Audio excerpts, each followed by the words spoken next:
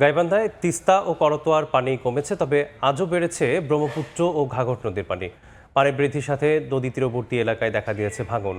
সেই খবর জানাতে গাইবান্ধার ফুলছড়ি উপজেলার বালাসীঘাট থেকে যুক্ত হচ্ছেন রিপোর্টার বিপ্লব ইসলাম। সরাসরি চলে যাচ্ছি তার কাছে। বিপ্লব, গাইবান্ধার তিস্তা এবং করতোয়া নদীতে কিন্তু আমরা দেখছি যে গেল 4 দিন থেকে কিন্তু পানি কমছে, কিন্তু এই দুটি নদীতে পানি কমলেও কিন্তু আজকেও কিন্তু আমরা দেখছি ব্রহ্মপুত্র এবং ঘাঘট নদীতে পানি বৃদ্ধি পেয়েছে।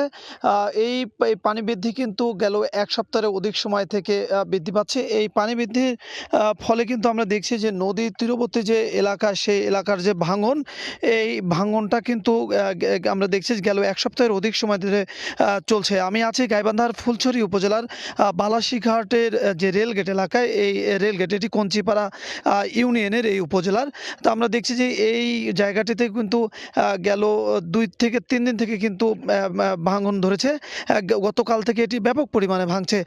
এই রকম কিন্তু যে পানি বৃদ্ধির ফলে কিন্তু জেলার সুন্দরগঞ্জের তিস্তা নদীর শখের বাজার, বাংলা বাজার, লালচামার এবং যেটি আমাদের ফুলছড়ি উপজেলার কঞ্চিপাড়া ইউনিয়নের মধ্য কঞ্চিপাড়া, উড়িয়া ইউনিয়নের মধ্য উড়িয়া সহ কিন্তু প্রায় 20টি স্পটে এরকম নদী ভাঙন চলছে।